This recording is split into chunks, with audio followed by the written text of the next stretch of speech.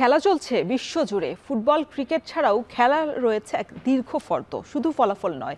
গত, আজ আর আগামীর খেলাকে প্রেস বক্স থেকে আমরা দেখতে চাই ভিন্ন চোখে, আর সেই দেখাটাই দেখতে পাবেন এখন মাঠে। সঙ্গে আছি আমি শরীফ রওশন। শুরুতেই এক নজরে দেখে নেব ক্রীড়াঙ্গনের সব গুরুত্বপূর্ণ খবরাখবর। 15 মের মধ্যে আনুষ্ঠানিক চুক্তি শেষে বাংলাদেশ জাতীয় ফুটবল দলের কোচের নাম ঘোষণা করবে বাফুফে। গণমাধ্যমকে বিষয়টি নিশ্চিত করেছেন বাফুফে সভাপতি দাবিদ আউয়াল। তবে কোচ নিয়োগে আর্থিক সমস্যা হবে না বলে জানিয়েছেন তিনি।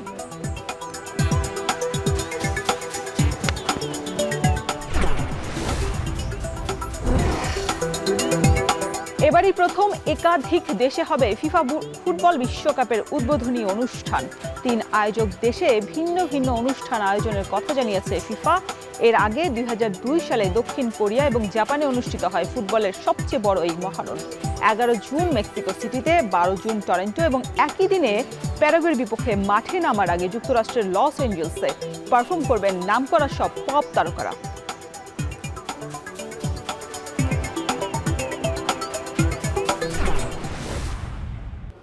শুনছিলেন ক্রীড়াঙ্গনের সব গুরুত্বপূর্ণ খবরাখবর।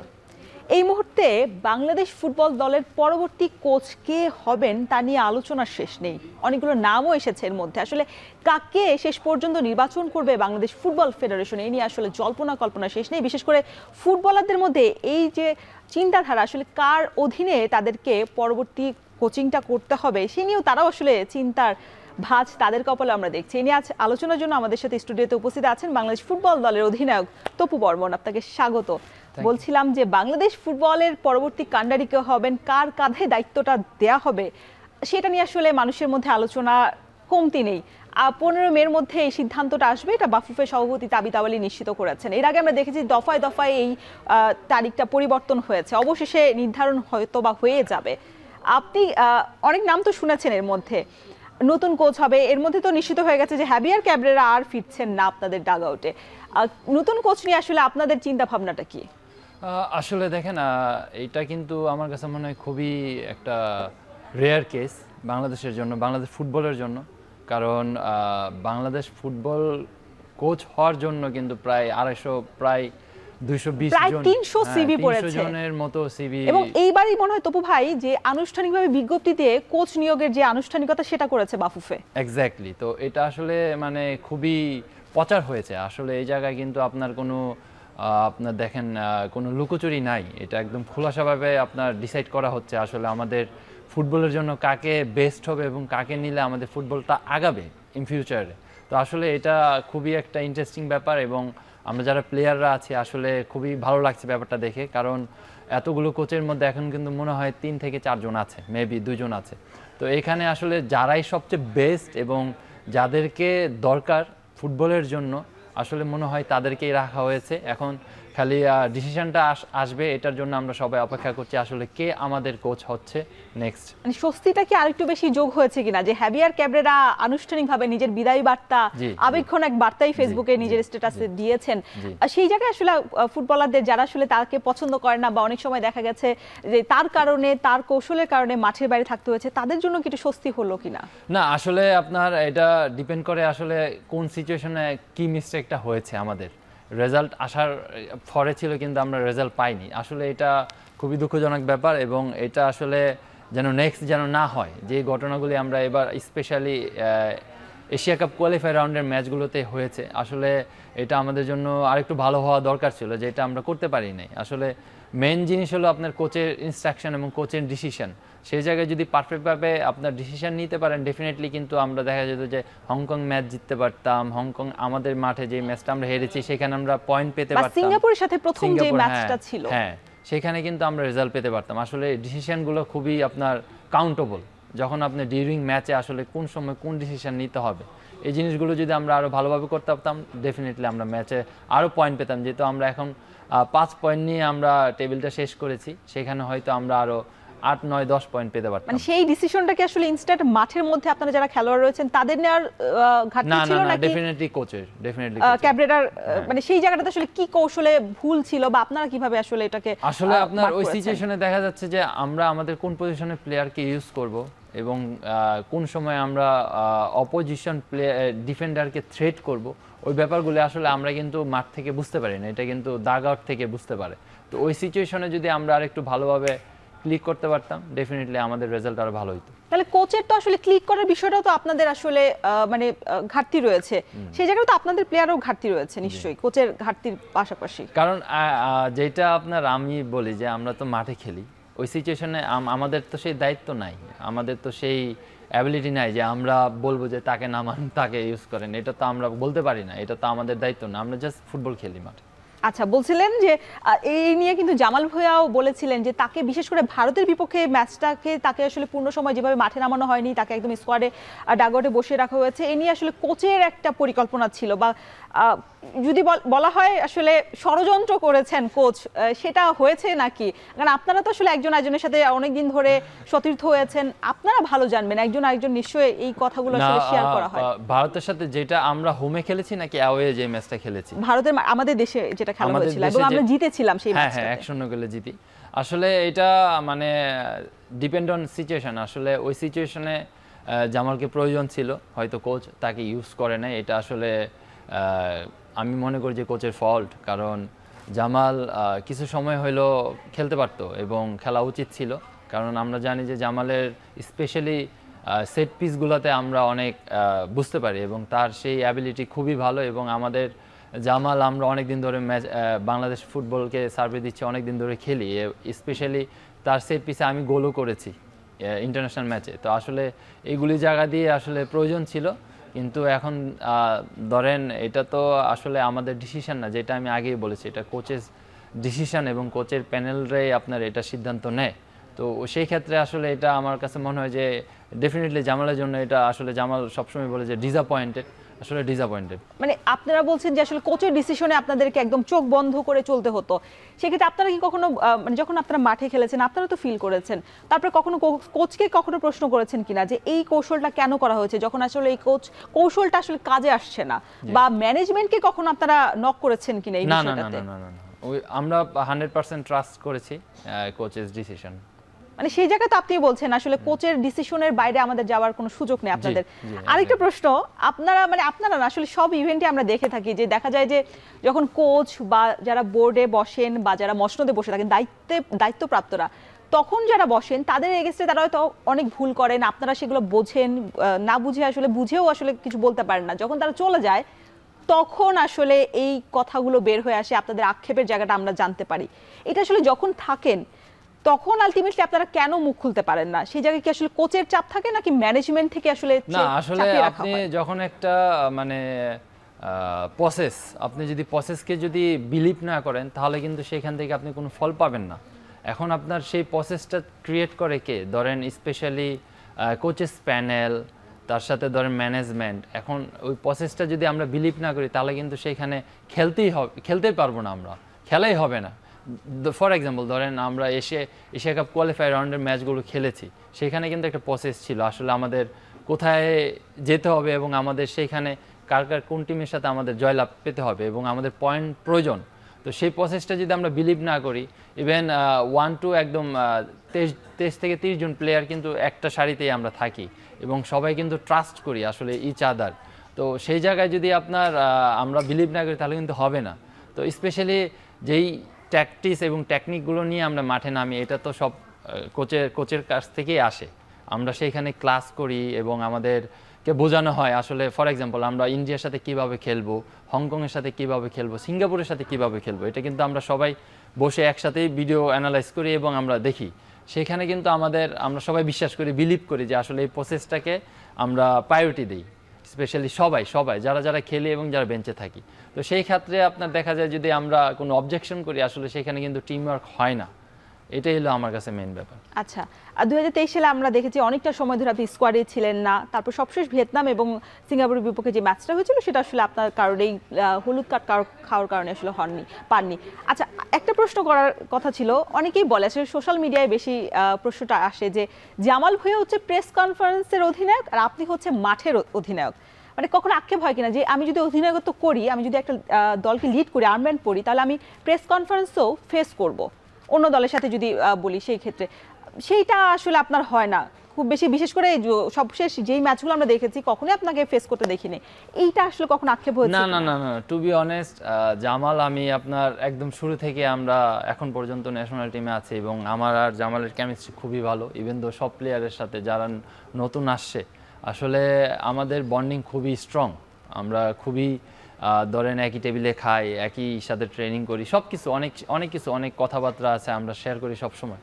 আমাদের ভিতরে ওরকম কোনো প্রবলেমই নাই, ইভেন দো আমরা উই আর ভেরি হ্যাপি। মানে জামাল আর আপনার ভেতরে প্রবলেম নেই সেটা তো আমরা জানি, তবে কোচের যে সিদ্ধান্ত যে একজনকে নিয়ে যাচ্ছে প্রেস কনফারেন্সে, আরেকজনকে মাঠে আর্মব্যান্ড পরিয়ে নামাচ্ছেন, এই জায়গাটাতে আসলে আপনাদের মধ্যে সম্পর্কর যে বিষয়টা, বা আপনার কখনো ইচ্ছে হয়েছে কিনা যে হ্যাঁ আমিও প্রেস কনফারেন্স ফেস করব, আমি যদি অধিনায়কত্বই পালন করি, সেই জায়গাটা তো কখনো বলেছেন কিনা? না আসলে এটা টোটালি ডিপেন্ড করে আসলে কোচ। এটা কিন্তু আমি আপনাকে আগেই বলেছি, এখন কোচ কাকে ডিসাইড করবে প্রেস কনফারেন্স এবং ক্যাপ্টেন্সি, এটা কিন্তু টোটালি কোচের উপরে ডিপেন্ড।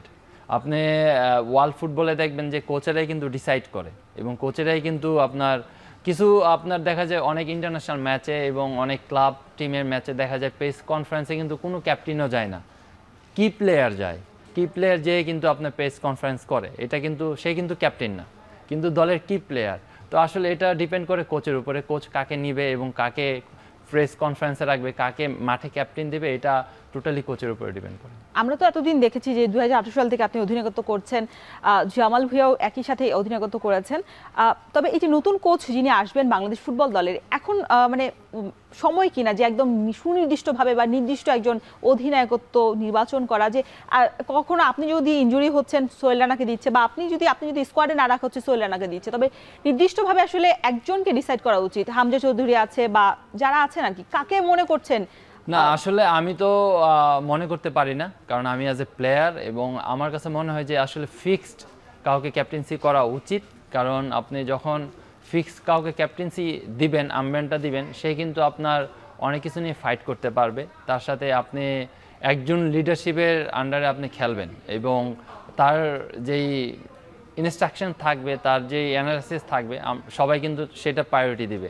আসলে আপনার সেভারাল ক্যাপ্টেন হলে দেখা যায় অনেক কিছু আপনার একসাথে ডিসকাস করা যায় না, যেটা আসলে প্রয়োজন। আসলে এখন সব কিছুই নতুনভাবে তৈরি হচ্ছে, নতুনভাবে শুরু হচ্ছে। আসলে এটা আমার কাছে মনে হয় ফুটবল ফেডারেশন এবং যে নতুন কোচ আসবে হয়তো একটা ভালো ডিসিশন নিয়ে সেই প্রক্রিয়ায় আগাবে। আপনি তো এখন আর্মব্যান্ড পরছেন, নিশ্চয়ই আপনার এই আশাটাও থাকবে যে পরবর্তী ম্যাচেও আসলে আপনি যাতে আর্মব্যান্ড পরে নামেন, বিশেষ করে সান মেরিনোর বিপক্ষে। তবে আপনার পরে যদি কাউকে আসলে ডিসাইড করা হয় জামাল ভুঁইয়া নাকি হামজা চৌধুরী, কাকে আসলে মার্ক করবেন? এই আসলে আমার জন্য ভেরি ভেরি টাইট, কারণ এটা আসলে আমার সিদ্ধান্ত না, কিন্তু এটা আমার কাছে মনে হয় যে আসলে টোটালি কোচ এবং আমাদের ফুটবল ফেডারেশন। মানে আপনার মতে, আপনি তো এতদিন ধরে দলে ছিলেন, দেখছেন না এখন আসলে এটা খুবই টাইট হয়, কিন্তু সবাই জানি আসলে কে ডিজার্ভ করে এবং আসলে কে এটা পাওয়ার যোগ্য, এটা সবাই আমরা জানি, আসলে সেই পাবে আমার মনে হয়। আচ্ছা, আমরা একটু আপনার কাছে জানতে চাই যে এই যে নতুন কোচ আসছে বা আপনারা এসেছে, কখনো কি আসলে বলা হচ্ছিল যে হামজা চৌধুরীর সাথে কথা বলে তারা কোচ নির্বাচন করতে পারে? যদিও কথা হয়েছে কিনা এটা আসলে তারাই আসলে ভালো বলতে পারবেন। তারপরে আপনাদেরকে কখনো স্থানীয় প্লেয়ার হিসেবে বা এতদিন ধরে যেহেতু আছেন সিনিয়র প্লেয়ার হিসেবে কখনো জিজ্ঞাসা করেছে কিনা যে কাকে নিলে আসলে ভালো হয়, বা আমরা এরকম প্ল্যানে আগাচ্ছি, তোমরা কি মনে করছো? না তবু ভাই এই প্রশ্নটার উত্তর আমরা নেব, তবে বিরতির পর। ঠিক আছে দর্শক, নিচ্ছি ছোট্ট একটা বিরতি, ফিরছি একটু পরেই। ফিরে এলাম বিরতির পর, দেখছেন এখন মাঠে। তপু বর্মন, আমরা কথা বলছিলাম যে বাংলাদেশ ফুটবল দলের যে আসন্ন যিনি ম্যাচ রয়েছে, বা বিশেষ করে সাফের জন্য আপনাদের তো কোচ নিয়োগের একটা খুব তাড়াহুড়া রয়েছে। আমরা একটু দেখতে চাই যে এখন পর্যন্ত 11 জনের মধ্যে কিন্তু 3 জনের নামটা বেশি শোনা যাচ্ছে। 3 জনের নাম শোনা গেল আসলে রোজারিও মিকেল, আপনি যিনি জানেন ব্রাজিলিয়ান অলিম্পিক স্বর্ণপদক জিতেছেন, তিনি এর মধ্যে আসলে চলে গেছেন। তারপর আসলে তিনি চেষ্টা করেছিলেন যে বাংলাদেশ ফুটবল দলের সাথে আসলে নিজেকে সম্পৃক্ত করা। আমরা একটু ইনফরমেশনগুলো দেখতে চাই যে আসলে কোন কোচের ব্যাকগ্রাউন্ডটা আসলে কিরকম, এরপরে আসলে ক্রিস কোলম্যান আছে যার নামটা এই মুহূর্তে সবচেয়ে বেশি আলোচনার মধ্যে রয়েছে। তিনি Gareth Bale, Aaron রামসি, Andy কিংদের coaching করার মতো অভিজ্ঞতা কিন্তু এই কোচের রয়েছে। 2016 ইউরোতে ওয়েলসকে ইউরো সেমিফাইনাল খেলানোর কৃতিত্ব তার আন্ডারেই রয়েছে। ইংলিশ প্রিমিয়ার লিগের ক্লাব ফুলহ্যাম, সান্ডারল্যান্ড কাজ করার অভিজ্ঞতা রয়েছে। বেলজিয়াম এবং সাইপ্রাসের লিগেও আছে শিরোপা তার নেতৃত্বে। তিনি ফরমেশন যেগুলো খেলে 4-4-2 এবং 4-2-3-1, আমরা তো এই ফরমেশনে খেলি, বাংলাদেশ খেলেছে এর মধ্যে। আমরা এর পরবর্তী যদি ইনফরমেশনগুলো দেখতে চাই, আরও দুইজনের ইনফরমেশন আছে। থমাস ডুলি, তিনি যুক্তরাষ্ট্রের কোচ। 1994 বিশ্বকাপে যুক্তরাষ্ট্র ফুটবল দলের অধিনায়কত্বের তিনি পালন করেছেন। ভিতেলে এফসির হয়ে ভিয়েতনামের লিগ চ্যাম্পিয়ন হওয়ার কৃতিত্ব রয়েছে ডুলির। 2 মেয়াদে ফিলিপাইন এবং একবার যুক্তরাষ্ট্রের জাতীয় দলের কোচ হওয়ার অভিজ্ঞতাও রয়েছে। সবশেষ কাজ করেছেন গায়ানা জাতীয় দলের হয়ে এবং তার পছন্দের ফরমেশন হচ্ছে 3-5-2 এবং 4-4-2। এবং আমরা সবশেষ যেটা বলছিলাম যে রোজারিও মিকেল, যদি এই মুহূর্তে তিনি আমাদের হওয়ার আর সুযোগ নেই, আসলে ব্রাজিলের একটি ক্লাবের সাথে নিজেকে যুক্ত করে ফেলেছেন। গুঞ্জনে সবচেয়ে বেশি আলোচনা কিন্তু তিনিই ছিলেন, কারণ বলা হচ্ছিল যে নেইমারে যিনি কাজ করেন রবিন মিয়া, তিনি আসলে এই কোচের সিভি জমা দিয়েছিলেন। ব্রাজিলকে 2016 সালে রিও অলিম্পিকে স্বর্ণপদক জিতিয়েছিলেন। ব্রাজিল অনূর্ধ্ব 20 ফুটবল দলেও কিন্তু কাজ করার তার অভিজ্ঞতা রয়েছে। অ্যাথলেটিকো মিনেরো, আল হিলাল এবং মিশর জাতীয় দলের কাজ করার অভিজ্ঞতা রয়েছে। তার পছন্দের ফরমেশন 4-3-3 এবং 4-2-3-1। যদিও রোজারিওকে বাদ দিয়ে আসলে বাকি দুজনের নাম যেটা শোনা যাচ্ছে সেটার মধ্যে আসলে কোলম্যানের নামটাই সবচেয়ে বেশি উচ্চারিত হচ্ছে। $26,000 তিনি দাবি করেছেন আপনাদের কোচ হওয়ার জন্য। আপনি কাকে আসলে কার ফরমেশনটা এখন পর্যন্ত যেগুলো দেখালাম, কার ফরমেশনটা বেশি ভালো লেগেছে? না, আসলে আপনার কোলম্যান ওর এক্সপিরিয়েন্স খুবই ভালো দেখলাম, যেটা আপনার আসলে তার ইংলিশ প্রিমিয়ার লিগের আপনার ফুলহাম এবং সান্ডারল্যান্ডের মতো টিমে কোচিং করিয়েছেন, তার সাথে ওয়েলসকে সেমিফাইনাল খেলিয়েছেন এবং তার আপনার খুবই ভালো একটা সিভি এবং তার এক্সপিরিয়েন্সও খুব ভালো। এখন আসলে আমরা তো আপনার সবচেয়ে ভালো যে তার আন্ডারেই খেলার জন্য মুখিয়ে আছি। এখন আসলে আমাদের ফুটবল ফেডারেশন ডিসাইড করবে যে আসলে যেহেতু 3 জন থেকে একজন অলরেডি আপনার ডিনাই করেছে, সে হয়তো ব্রাজিল লিগে অলরেডি মনে হয় হিসাবে আপনার রেডি হয়েছে। এখন 2 জন যারা আছে তাদের থেকে আপনার যে সবচেয়ে ভালো আসলে আমাদের বাংলাদেশের জন্য ভালো হবে এবং প্লেয়ারদের জন্য ভালো হবে, দেশের জন্য ভালো হবে এবং যারা সাপোর্টার আছে তারা যেন আপনার রেজাল্টের জন্য সবাই মুখিয়ে আছে, স্পেশালি সাপ ফুটবল। তার সাথে আমরা মনে হয় নেক্সট মান্থের 5 তারিখে সান মারিওর সাথে একটা ম্যাচ, ফ্রেন্ডলি ম্যাচ, প্রথমবার আপনার ইউরোপের কোনো দেশের সাথে বাংলাদেশ ফুটবল মেন্স ফুটবল খেলবে। আসলে এটা আসলে খুবই এক্সাইটিং ব্যাপার এবং একটা প্রাউডের ব্যাপার। এবং যেহেতু আমাদের যে ক্রিস কোলম্যান যেহেতু ইউরো চ্যাম্পিয়নশিপের সেমিফাইনালে ওয়েলসকে উঠিয়েছে, তার অভিজ্ঞতা আসলে ইউরোপ কান্ট্রিতে বেশি রয়েছে, সেই জায়গায় ওই জায়গাটাতে এগিয়ে নিশ্চয়ই থাকবে আপনাদের ক্ষেত্রে। আপনি যদি সান মারিও নিয়ে কথা বলতে চান, ওরা কিন্তু আপনার সব ইউরোপের টিমের সাথে খেলে। আমাদের যেহেতু আমাদের জুনের 5 তারিখের পরে কিন্তু তাদের আপনার খেলা আছে আপনার আলবেনিয়া, বেলারুশ আর হইলো আপনার ফিনল্যান্ড। ওরা কিন্তু সব বড় বড় টিমের সাথে ম্যাচ খেলে। ওদের র্যাঙ্কিং অনেক পিছনে, আপনার 211, কিন্তু ওদের প্লেয়ার যদি আপনি বলেন যে ওদের প্লেয়ার কিন্তু সব ম্যাক্সিমাম ইউরোপের লিগ খেলে।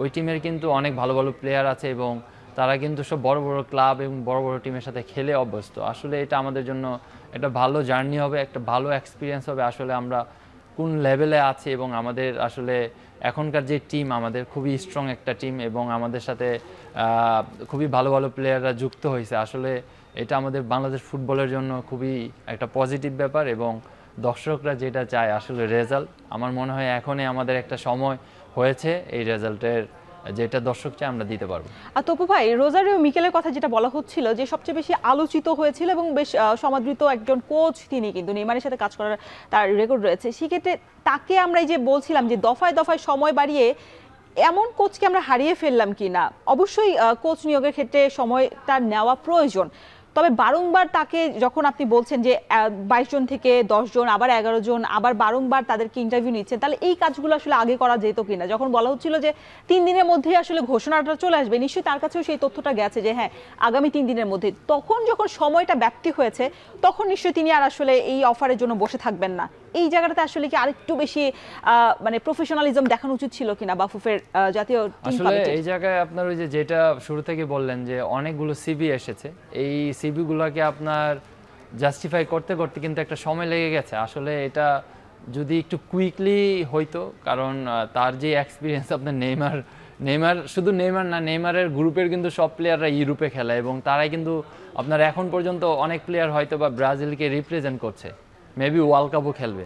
তো আসলে এটা খুবই একটা মানে আমি বলবো যে লিটল বিট যদি একটু হারি হইতো, আমার মনে হয় যে এরকম লেভেলের কোচ বাংলাদেশে কোচিং করাতে ইন্টারেস্ট ফিল করেছে, আসলে এটা আমার মনে হয় খুবই ভালো হইতো। এবং নট অনলি ন্যাশনাল টিম, আপনার দেখা যায় টোটাল ফুটবল আপনার একটা চেঞ্জের পর্যায়ে যেতে পারতো আসলে। তার পরামর্শটা আসলে হ্যাঁ, আপনার পেতেন গাছরুল লেভেল থেকে এবং আসলে এরকম লেভেলের কোচের ইনস্ট্রাকশন এবং পরামর্শ আসলে আমাদের বাংলাদেশ ফুটবলের জন্য খুবই প্রয়োজন ছিল। এবং আসলে এখনো যারা আছে আমার মনে হয় খুবই কার্যকর হবে। এবং আসলে আমরা সবাই ওয়েট করছি আসলে কোন লেভেলের কোচ, এবং আমরা জানি এবং কে আমাদের টিমকে গাইডেন্স করবে সেটাই আর কি দেখার অপেক্ষায় না, আছে। আপনারাও তো আসলে দ্বিধাদ্বন্দ্বে ভুগছেন যে আসলে কে হবেন, বা তার সাথে আসলে অ্যাডপশনের একটা ব্যাপার রয়েছে, যেহেতু জুনে সানমাইনের বিপক্ষে ম্যাচ আছে, তার আগে আবার জুনে একই সময় মালদ্বীপের বিপক্ষে 4 জাতীয় টুর্নামেন্টে আপনারা খেলতে যাবেন, আপনাদের একটা দল খেলতে যাবে। সেই ক্ষেত্রে এই যে কোচ নিয়োগে যে মানে এত সময় লাগছে বা আপনাদের সাথে সম্পর্ক তৈরি হওয়ার একটা বিষয়, সেটা আসলে অবশ্যই সময় লাগার বিষয়। এবং আরেকটা বিষয় আপনার চোখে পড়েছে কিনা, যে সরকার বলছে যতটুকু সম্ভব তারা আসলে সহযোগিতা করবে আপনাদের কোচ নিয়োগে। এই ক্ষেত্রে আপনারা সবশেষ যে হ্যাভিয়ার ক্যাবরেরা ছিলেন তাকে $15,000 কিন্তু দেওয়া হতো, তার মানে বোঝা যাচ্ছে 10 থেকে 15,000 এক্সট্রা লাগছে। সেক্ষেত্রে আসলে শেষ পর্যন্ত এই টাকাটার জন্য কি আটকে থাকবে কিনা, যদিও সরকার বলেছে যে সহযোগিতা তারা করবেন? না, আসলে আমাদের ক্রীড়ামন্ত্রী আমিনুল ভাইয়ের সাথে দেখলাম যে আমাদের প্রেসিডেন্ট এবং ভাইস প্রেসিডেন্ট তারা কিন্তু মিটিং করেছেন, জেনারেল সেক্রেটারিও ছিল। তো আসলে এটা আমার কাছে মনে হয় যে যেহেতু আমাদের ক্রীড়ামন্ত্রী বলেছেন যে আমরা আমাদের সর্বোচ্চ দিয়ে চেষ্টা করব হেল্প করার জন্য, আসলে এটা খুবই একটা পজিটিভ ব্যাপার। এবং এটা আমি মনে করি যে আমাদের দেশের জন্য খুবই, আমার মনে হয় যে প্রথম, কারণ আপনার আসলে একটা ফিক্সড একটা থাকে, সবারই প্রায়োরিটি থাকে। এখন সেখানে যদি সে তার বাইরে চলে যায়, তখন কিন্তু আপনার অলরেডি আমাদের ক্রীড়ামন্ত্রী বলেছে যে যদি আমি আমার সরকারের তরফ থেকে যদি সহযোগিতা করতে পারি, এবং আমার যদি সেই ফুটবল ফেডারেশন অলরেডি তার সাথে যোগাযোগ করেছে, এটা কিন্তু খুবই ভালো ব্যাপার। এখন আসলে যে অ্যামাউন্টটা আপনি বললেন, এটা আমি আপনার মুখ থেকে প্রথম শুনলাম। আসলে এটা আসলে এখন যদি আমাদের গভর্নমেন্ট যদি এটাকে সহযোগিতা করে, আমাদের ফুটবলের জন্য খুবই ভালো হবে। এবং আমি থ্যাঙ্কস জানাতে চাই আমাদের ক্রীড়ামন্ত্রীকে। জাতীয় দল তো অনেক পরিবর্তন হয়েছে, এবার আমরা দেখছি ইউরোপের দলের সাথে আপনারা খেলতে যাবেন। সেই ক্ষেত্রে আগে আসলে আপনারা নেপাল ভুটানের মধ্যে আসলে সীমাবদ্ধ ছিল, এটা আসলে হামজা চৌধুরী আসার পর কি পরিবর্তন হয়েছে? ডেফিনেটলি, কারণ আসলে আমরা যখন আগে খেলতাম আসলে স্পেশালি দেখতাম যে আমরা মালদ্বীপ, নেপাল, ভুটান, আপনার ওই কম্বোডিয়া, তো আসলে হামজা সমিত, স্পেশালি হামজা এফেক্ট, হামজা তার সাথে সমিত, জায়ান, ফাহমিদুল, আরও অনেকে আসার চেষ্টা মানে আমাদের ফুটবল ফেডারেশন করছে। আসলে এই এফেক্টটা আমাদের ফুটবলের জন্য, ট্রেভর ইসলাম হ্যাঁ আছেন, ট্রেভর যিনি ইসলাম আমাদের, যেটা big অনেক name সম্ভাবনা, অনেক বাংলাদেশে। সম্ভাবনা। তো আসলে এটা আপনি একটা জিনিস খেয়াল করেন, যখনই আমরা হামজা আমাদের সাথে যখনই জয়েন করে বাংলাদেশ ফুটবলে, এটা কিন্তু পুরো ব্যাপারটাই চেঞ্জ হয়ে যায়। এখন আপনার গ্যালারিতে দর্শক আর দর্শক, আপনার দেখা যায় যে অনেক দর্শক স্টেডিয়ামে ঢুকতে পারে না। এখন আপনার জায়গায় জায়গায় বড় বড় আপনার স্ক্রিন লাগানো হচ্ছে এবং হাজার হাজার দর্শক খেলা দেখছে এবং ফুটবলের উন্মাদনা বেড়েছে। আসলে এটা আমি বলবো যে টোটালি হামজা এফেক্ট। এবং যখনই আমরা হামজাকে নিয়ে বাইরে খেলতে যাই, সবাই পাগল হয়ে যায় হামজার সাথে ছবি তোলার জন্য। আসলে এটা খুবই পজিটিভ ব্যাপার। এবং ডে বাই ডে আরও অনেক আগাবে এবং আরও আগাবো আমরা। এবং যেটা আমাদের আসলে খুবই দরকার সেটা হলো রেজাল্ট। আসলে ডে বাই ডে আমরা এখন গ্রোয়িং করছি এবং ভালো করছি। এটা আমার মনে হয় যে আরও আমরা ভালো করব। এবং যেটা আমাদের সবচেয়ে বড় টার্গেট, যেটা 22 বছর ধরে আমরা পারছি না, সাব ফুটবল, এটা কিন্তু অলরেডি হামজাও বলেছে, সমিত বলেছে, সবাই বলেছে, জামাল বলেছেন যে এটা আমরা চ্যাম্পিয়ন হতে চাই। আসলে এটা আমাদের জন্য মেন টার্গেট, এটা আমাদের করতে হবে এবার। তবু ভাই আরো অনেক আলোচনা রয়েছে বাংলাদেশ ফুটবল দলের সাথে, আপনাকে নিশ্চয়ই পেয়েছি আর নিশ্চয়ই আসলে এই উত্তরগুলো আসলে জানবো, তবে বিরতির পর। দর্শক, নিচ্ছি ছোট্ট একটা বিরতি, ফিরছি একটু পরই।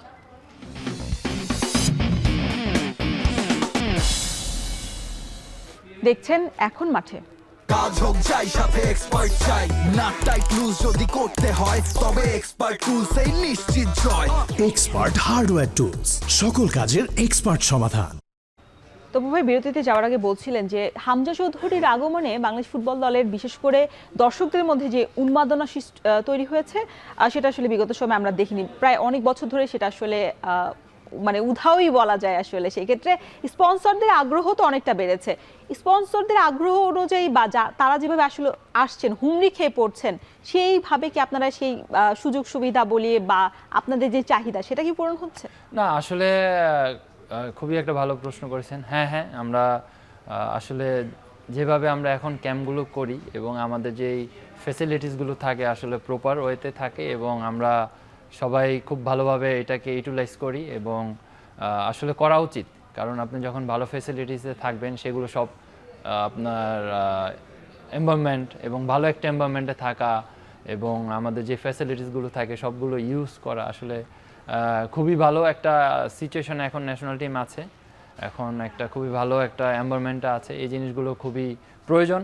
কারণ যখন আগের থেকে কি পার্থক্য দেখছেন বর্তমান সময়ে? না, এখন আপনার ধরেন স্পেশালি আপনার যে ফ্যাসিলিটিসগুলো হচ্ছে, ধরেন আপনার মাঠ বলেন বা আপনার হোটেল, আপনার একটা ভালো লেভেলে থাকা এবং তার সাথে কমিউনিকেশনটা খুবই ভালো। কমিউনিকেশনটা এখন বাড়ছে আগের থেকে, কারণ আমাদের ভাইস প্রেসিডেন্ট বা বিশেষ করে দেশের বাইরে ক্যাম্প করার যে ব্যাপারটা, সেটা তো আগে খুব বেশি থাকতো না। এবার মানে অনেক, কারণ আপনার যখন আপনার একটা ভালো কম্পিটিশনে যাবেন, সেখানে যদি আপনার ভালো প্রিপারেশন নেন, তাহলে কিন্তু আপনার কম্পিটিশনটা আপনি ভালো কিছু করতে পারবেন। যেটা আপনার ধরেন আমরা অনেকবার সৌদি আরবে ক্যাম্প করেছি, তার সাথে আপনার দেশের বাইরে যে ম্যাচ খেলেছি, আসলে এগুলির ব্যাপার আপনার খুবই পজিটিভ এফেক্ট আপনার টিমের জন্য। এই জিনিসগুলো খুবই প্রয়োজন এবং ডে বাই ডে আরও বেশি আমরা পাবো এবং যেভাবে ফুটবল আগাচ্ছে এটা আমার খুবই ভালো লাগছে দেখে এবং এটা আমার মনে হয় যে আমাদের অ্যাজ এ প্লেয়ার হিসাবে আমি বলবো যে আমাদের ধরে রাখতে হবে। কারণ আপনি যখন রেজাল্ট আমরা পাবো এবং ম্যাচ জিতবো, সেখানে কিন্তু আরও হুমড়ি খেয়ে পড়বে। স্পন্সর বলেন, আমাদের দর্শকরা বলেন, তারা কিন্তু খুবই আগ্রহী হয়ে স্টেডিয়ামে আসবে এবং আরও বেশি চিয়ার করবে। তো এই জিনিসগুলো আমাদের ধরে রাখতে হবে। আচ্ছা, বিগত সময় হামজা চৌধুরীর পর আমরা দেখেছি অনেকজন প্রবাসী বাংলাদেশি বংশোদ্ভূত প্লেয়ার স্কোয়াডে যুক্ত হয়েছেন, আরও আসার প্রক্রিয়ায় রয়েছেন।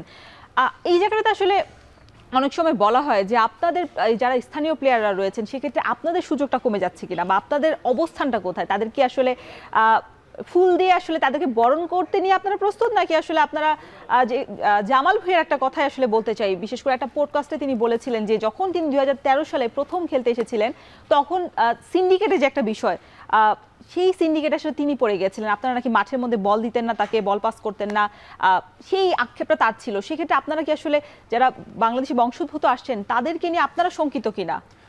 না, ইম্পসিবল। কারণ আপনি এখন ন্যাশনাল টিম হলো একটা কম্পিটিশন প্রসেস।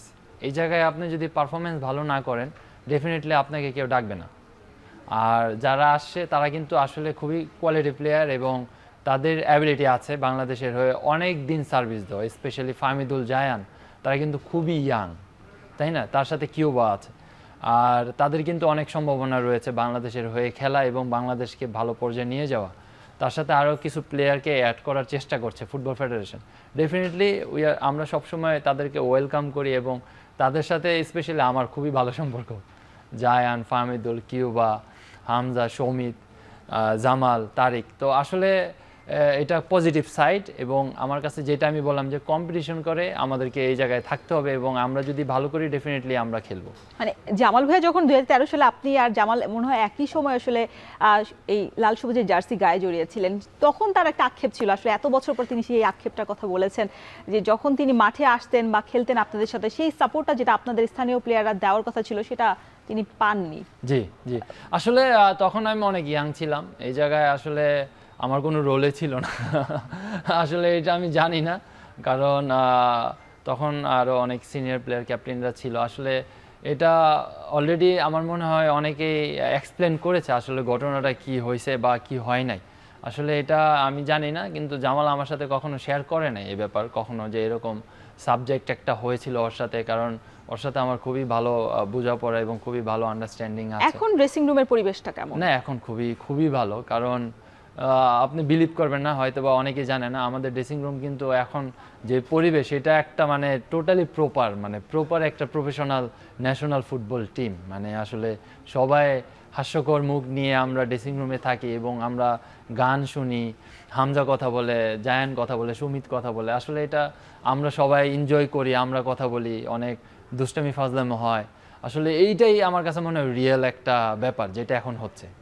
আরেকজন কিন্তু অলরেডি নাম শোনা যাচ্ছে যে ট্রেভর ইসলাম, যিনি যুক্তরাষ্ট্রের একটা ভালো দলে তিনি খেলে থাকেন, বাংলাদেশে হয়ে খেলার জন্য তিনি আগ্রহ প্রকাশ করেছেন এবং তার প্রক্রিয়াও চলছে। তবে আরেকজন প্লেয়ারে যেটা বলা হচ্ছে যে নিলয়, তিনি আসলে নিজের যে জায়গায় তিনি আছেন সেই জায়গাটা ছেড়ে বাংলাদেশে আসবেন না, সেটার একটা শঙ্কা হতে পারে কিনা বা কারণ হতে পারে কিনা। যখন কিউবা মিচেল যখন এসেছিলেন নিজ ক্লাব ছেড়ে বসুন্ধরা কিংসে আপনার সাথে আসলে খেলেছেন, সেই গেম টাইমিংটা তিনি পাননি, সেটা হয়তো বা আপনাদের টিম ম্যানেজমেন্টের সিদ্ধান্ত ছিল কৌশলের কারণে। তবে এরকম কারণে আসলে যারা বাংলাদেশি বংশোদ্ভূত আছেন তাদের আগ্রহের জায়গাটা কমে যাওয়ার শঙ্কা তৈরি হয়েছে কিনা? না, আসলে আমার কাছে মনে হয় তারা তো আপনার ম্যাক্সিমাম দেখা যায় যে আপনার 90% প্লেয়ারই কিন্তু বাংলাদেশের লিগ খেলছে না। কেউ বা শুধু আপনার অ্যাটেন্ড করেছিল বসুন্ধরা কিংসে, এখন কিন্তু সে আবার ইংল্যান্ডের আপনার লিগ খেলছে। তো আসলে এই জিনিসগুলো আপনার আমাদের এবং ওদের জন্য খুবই ভালো, কারণ একটা ব্যাপার থাকে ওয়েদার অ্যাডজাস্টমেন্ট। আপনি যখন খুবই ঠান্ডা থেকে আমাদের দেশে আসবেন, আসলে এটা কিন্তু মানে আপনার মানায় নিতে কিন্তু আপনার প্রবলেম হয়, স্ট্রাগল করতে হয়।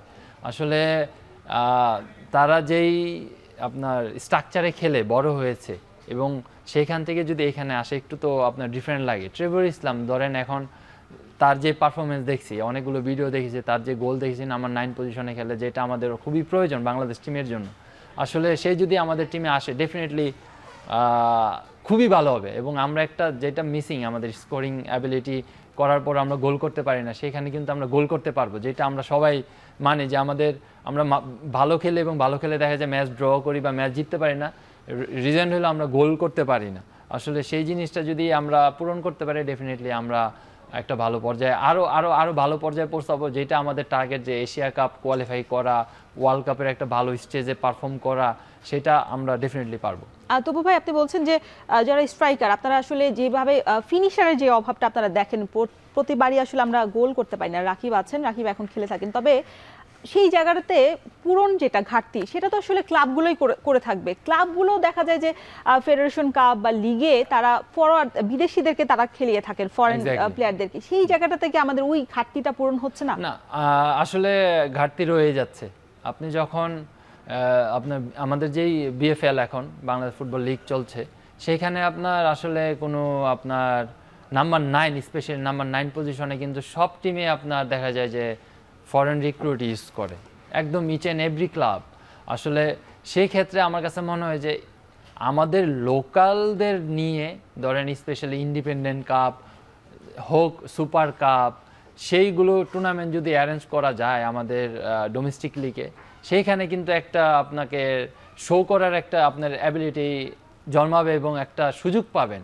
সেই ক্ষেত্রে যদি আপনি ধরেন আমরা সুপার কাপ যদি খেলি 2টা গ্রুপ করে 5-10টা টিম যেহেতু আমরা, সেখানে কিন্তু একটা লোকাল নাম্বার 9, 2-3 জন নাম্বার 9 প্লেয়ার কিন্তু প্রতিটা টিম থেকে আপনার দেখা যাবে যে 3-10-30 জন নাম্বার 9 প্লেয়ার আপনি পাচ্ছেন।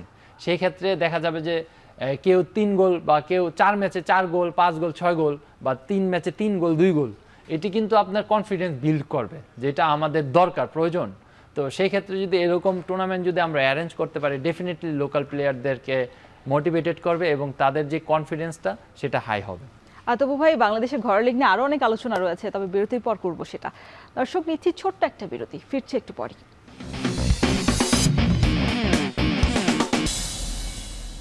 আবারও স্বাগত জানাচ্ছি এখন মাঠে। তবু ভাই, যে কথাটা বলছিলাম যে বাংলাদেশ ফুটবল দলের হামজা চৌধুরী আসার পর তো বিশাল পরিবর্তন হয়েছে, তবে ঘরোয়া লিগে যে পরিবর্তনটা হওয়ার দরকার ছিল, বিশেষ করে ক্লাবগুলো থেকে ফরওয়ার্ড আনার যে বিষয়টা, কারণ জাতীয় দল তো আসলে কোনো কিছু প্রডিউস করবে না, এটা আসলে ক্লাব থেকে আসলে আনতে হবে বা তৈরি করবেন, সেক্ষেত্রে আসলে ক্লাবগুলো ঘরোয়া মানে লিগে এত আগ্রহ কম কেন? বিশেষ করে পাইওনিয়ার লিগ এখনো শুরু করতে পারেনি বাংলাদেশ ফুটবল ফেডারেশন, যেখান থেকে প্লেয়ার উঠে আসবে বা প্লেয়ার উঠে আসার প্রথম প্রক্রিয়া যেটা। না আসলে সবচেয়ে বড় ইম্পর্টেন্ট হলো আপনার গ্রাসরুট লেভেল থেকে আপনার প্লেয়ারদেরকে প্রডিউস করতে হবে। আসলে যেটা আমি আপনার মনে করি যে আসলে আপনি যদি ঢাকার বাইরে কোনো ডিস্ট্রিক্টে থাকেন বা রাজশাহী থাকেন, খুলনা থাকেন, রংপুর থাকেন, চিরং, সিলেট থাকেন, তাহলে আপনি ঢাকায় কিভাবে আসবেন? তার আগে কিন্তু আপনার ইন্টার স্কুল, তার সাথে জেলা লিগ, এই দুইটা যদি আমরা খুব ভালোভাবে চালু করতে পারি, সেখানে আপনি যদি ভালো পারফর্ম করেন, তাহলে কিন্তু আপনার একটা কনফিডেন্ট লেভেল বিল্ড হবে ঢাকায় আসার। তো আমার কাছে মনে হয় যে এই জিনিসগুলো আসলে আমাদেরকে আরেকটু পজিটিভলি নিতে হবে এবং শুরু করতে হবে। যেটা দেখলাম যে সরকার নতুন করে যেই একটা শুরু করেছে, এটা কিন্তু খুবই ভালো একটা ব্যাপার। এর সাথে আমার কাছে মনে হয় জেলা লিগটা যদি শুরু করা যায়, আমার মনে হয় আরও ভালো হবে। কারণ পাইওনিয়ার লিগ যেটা একদম আপনার যেটা লাস্ট 2-1 বছরে দেখলাম যে আপনার বয়স নিয়ে পাইওনিয়ার খেলা হচ্ছে, যে আন্ডার 18 মেবি না, আন্ডার 16 নাকি আন্ডার 18। তো এইগুলির ব্যাপার যদি আমরা রেগুলার চালু রাখতে পারি, ডেফিনেটলি প্লেয়ার হবে। কারণ সবাই এখন কিন্তু ফুটবলের প্রতি ইয়াং স্টার যারা ফ্যামিলি, স্পেশালি ফ্যামিলি বাবা মা কিন্তু ফুটবলার বানাতে চায় ডেফিনেটলি। কারণ এখন ফুটবলের যে একটা রমরমা ব্যাপার, কারণ মানে টাকা পয়সা আছে সেখানে। এখন গঠন হয়েছে আপনার টাকা পয়সা কিভাবে আপনি পাবেন, আপনার সেই লেভেলে খেলতে হবে। এখন যদি আপনি শুরু থেকেই টাকার জন্য আপনি দৌড়ান, ডেফিনেটলি আপনি ভালো কিছু পাবেন না। তো আপনার স্যাক্রিফাইস করতে হবে, নিজেকে হার্ডওয়ার্ক করতে হবে, তাহলে আপনি একটা পর্যায়ে যাবেন। এখন আপনার ধরেন আপনি যদি শুরু থেকে এই চিন্তা করেন, আপনি কিন্তু ওই লেভেলে যেতে পারবেন না। তো আসলে এখন ধরেন আমরা জানি যে 2 বছর ধরে এখন একটু খারাপ সময় আমরা কাটাচ্ছি, কিন্তু এই জিনিসটা সবসময় থাকবে না, এটা তো চেঞ্জ হবে, যেটা আমরা বিশ্বাস করি। আসলে প্লেয়ারদেরকে পজিটিভ থাকতে হবে এবং আপনি যদি ফুটবলকে ভালোবাসেন, ফুটবল নিয়ে সবসময় থাকতে হবে, তাহলে আপনি প্লেয়ার হবেন। আপনি ফর এক্সাম্পল আমাকে যেই কথাটা জিজ্ঞেস, ফর এক্সাম্পল হামজা চৌধুরীকে যদি জিজ্ঞেস করতেন হামজার এক্সপিরিয়েন্স কীভাবে, সে ইংলিশ প্রিমিয়ার লিগ পর্যন্ত খেলেছেন, ইংল্যান্ডে 21-এ খেলেছেন, এই জিনিসগুলো যদি সে শেয়ার করে, তাহলে কিন্তু আরও এফেক্ট হবে আমাদের বাংলাদেশি ইয়াংস্টারদের জন্য। তো আসলে এই জিনিসগুলো আমাদের করতে হবে। মানে তাকে একজন হামজা চৌধুরীকে আসলে কাজে লাগিয়ে যে মার্কেটিং এর যে বিষয়টা, সেটা আসলে সজাগ থাকতে হবে। তবু ভাই, আপনি তো ঘরোয়া লিগে এখন বসুন্ধরা কিংসের সবচেয়ে বেশি জায়ান্ট বা যেটা বলে আসলে নামি দামি ক্লাব বাংলাদেশের মধ্যে, সেখানে খেলে থাকেন বসুন্ধরা কিংসে। এরপরে যখন ফেডারেশন কাপ বা লিগের ক্লাব খেলার জন্য অন্য মাঠে যেতে হয়, তখন আপনাদের আসলে কেমন মনে হয় যখন ধীরেন্দ্রনাথ আমরা দেখি যে বৃষ্টির কারণে মাঠ খেলা বন্ধ রয়েছে, বা অন্য কোনো মাঠ যদি আমরা দেখি জেলার বাইরের গুলো বা ঢাকার বাইরে, তখন কি মনে হয় কিনা যে ফুটবলে বাংলাদেশে না খেলে যদি বাইরে খেলতাম, তাহলে মনে হয় ভালো একটা আমরা আরো কিছু ভালো শিখতে পারতাম বা করতে পারতাম? না আসলে ফুটবলের মেইন ব্যাপার হলো ফিল্ড। আপনি যখন মাঠ ভালো পাবেন, আপনার পারফরমেন্স ডেভেলপ করবেন এবং আপনি অ্যাজ এ টিম হিসেবে ভালো খেলবেন, আপনি নিজে ভালো খেলবেন, যেটা আমরা আপনি মিডল ইস্টে দেখি, যেটা আমরা আমাদের পার্শ্ববর্তী দেশ ইন্ডিয়াতে দেখি। ওদের কিন্তু প্রত্যেকটা পিচ একদম ওয়ার্ল্ড ক্লাস। আসলে আপনি যখন মাঠ ভালো পাবেন, আপনার ফুটবল আগাবে এবং তার সাথে ফুটবল খেলার ইন্টারেস্ট বাড়বে, যেটা আপনার এখন এই রেনি সিজনে দেখা যায় যে স্পেশালি কুমিল্লা স্টেডিয়ামে পানির মধ্যে খেলা হচ্ছে, গাজীপুর পানির মধ্যে খেলা হচ্ছে। আসলে এইগুলি ব্যাপার আপনার আরেকটু আমাদের কেয়ার করতে হবে। আসলে ফিল্ড নিয়ে আমাদের কাজ করতে হবে। আপনার ভালো গ্রাউন্ড, ভালো এনভায়রনমেন্ট, ভালো স্ট্রাকচার আমরা যদি তৈরি করতে পারি, তাহলে আমার মনে হয় যে আমাদের যে লিগের স্ট্রাকচার আগাবে এবং প্লেয়ারদের পারফরমেন্স ডেভেলপ করবে। এই জিনিসগুলি আমরা যদি মাথায় রেখে আগাই, ডেফিনেটলি, যেটা আমরা সবসময় বলে আসি যে ভালো মাঠ দরকার, ভালো মাঠ দরকার।